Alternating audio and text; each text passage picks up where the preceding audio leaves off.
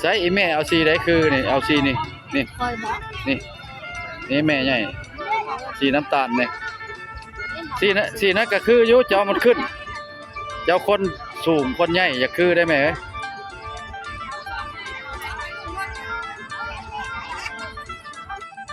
พื้นดูได้ฮะปะอันนั้นสาวพื้นละแสน90บ่แพงว่าก็เดียวว่า4-5 แสนคืออันสิ้นใหม่ 4 ล้านก็ยังมีได้สิ้นพี่น้องวะอันนี้พื้นละแสนถึงว่า90ลุดได้เพิ่นว่าเนาะวัดโพคำบ้านยางใหญ่พี่น้องตัวนี้ก็คือประตูทางเข้าพี่น้องเนาะทางเข้าวัดเลยบุญประจำปีเพิ่นเคยเฮ็ดเนาะปีละเทื่อวัด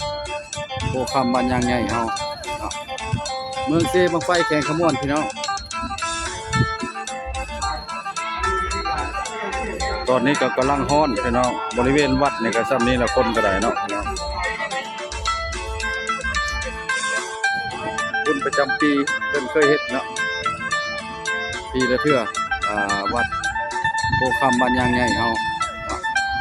เมืองเซบังไฟแข่งขมวนพี่น้องแจกที่บ่ไปยังงานเนาะมางานเนาะเจอเดียวคือเก่าเนาะเฮาเนาะว่าเพิ่นแจกของทานน้ำฟรีว่ะเนาะคืนที่2แล้วนี่เนาะคืนที่3มาแรงคืนสุดท้ายเนาะยังต่อไปอยู่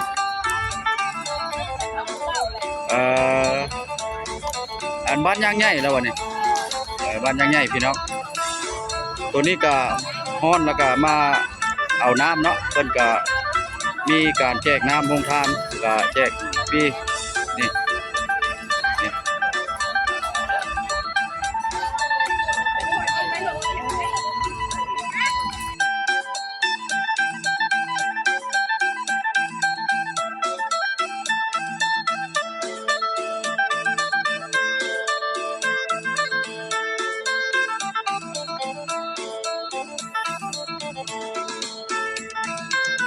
ดอกไม้มาได้จากมืออะไรเนี่ยขอโทษ3 มื้อแล้วพอท่านสรุปเนาะได้หลายได้น้อยถือว่ายังบ่ฮู้เนาะล้านฝ่าย2 ล้านพี่น้องเนาะก็แม่กินมื้อทานมาติดก็แล้วแต่ผู้น้ำใจใส่ศรัทธาเพิ่นก็ใส่เนาะ100ผู้ละพันกำหนดบ่ได้เนาะตัวนี้ก็ขึ้นไปถึงก็สิมีการต่อยอดเนาะมีแต่หาย่าพ่อเพิ่นก็อ่านชื่อตัวนี้ก็คือทางต้นเข้ามาพี่น้องนะแล้วนายเพิ่นแห่เด้อพี่น้องเด้อ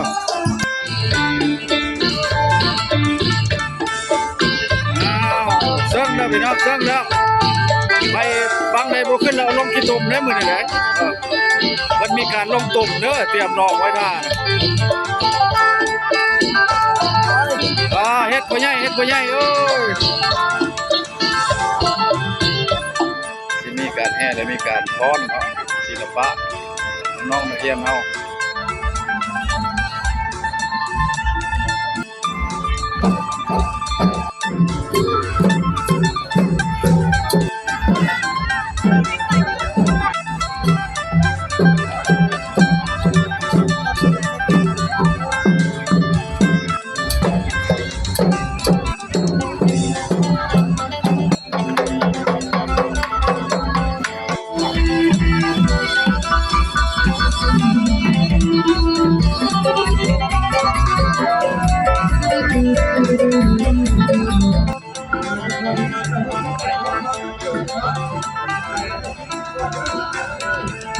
ตามไปพี่น้องเด้อ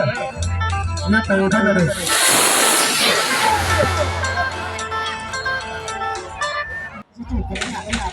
เป็นขั้นเพื่อนพี่น้องเนาะ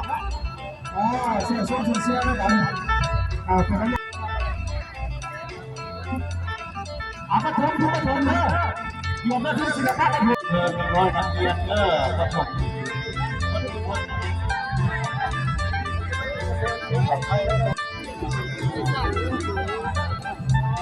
ถ้าไม่เชื่อใครขึ้นเนี่ย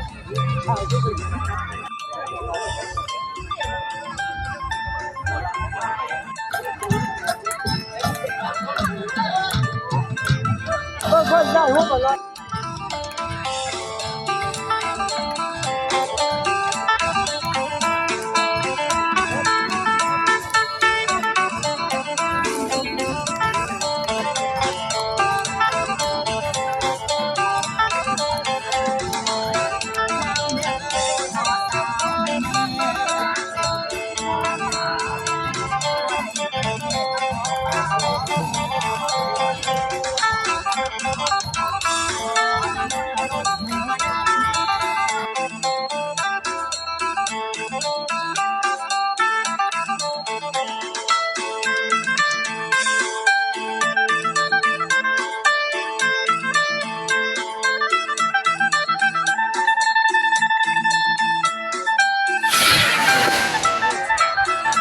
เอ้ย